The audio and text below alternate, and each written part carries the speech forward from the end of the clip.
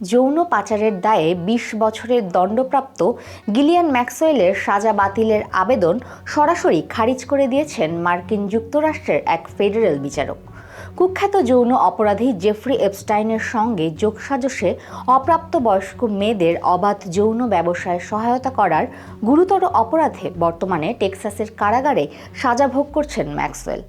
সম্প্রতি কিছু নতুন নথিপত্র এবং তথ্যের দোহাই দিয়ে তিনি দাবি করেছিলেন যে তার আগের দণ্ডটি পুনর্বিবেচনা করা উচিত এবং তাকে মুক্তি দেওয়া উচিত। তবে আদালত তার এই আবেদনকে ভিত্তিহীন, অপ্রাসঙ্গিক ও হাস্যকর হিসেবে চিহ্নিত করেছেন। শুনানিতে বিচারক সাফ জানিয়ে দেন যে ম্যাক্সওয়েল যেসব তথ্যের কথা বলছেন তা তার অপরাধকে কোনোভাবেই নির্দোষ প্রমাণ করে না, বরং তিনি যে এই পুরো মানব পাচার চক্রের অন্যতম প্রধান কাণ্ডারি ছিলেন তা আদালতের পুরনো রায়েই প্রমাণিত হয়েছে। বিচারক তাকে আরও কঠোর হুঁশিয়ারি দিয়ে বলেছেন, ভবিষ্যতে যদি তিনি ভুল তথ্য বা যুক্তি দিয়ে এভাবে আইনি আবেদন জানান তবে আদালত তা কোনোভাবেই আমলে নেবে না এবং বিভ্রান্ত করার উদ্দেশ্যে করা হয়েছে বলে গণ্য করা হবে।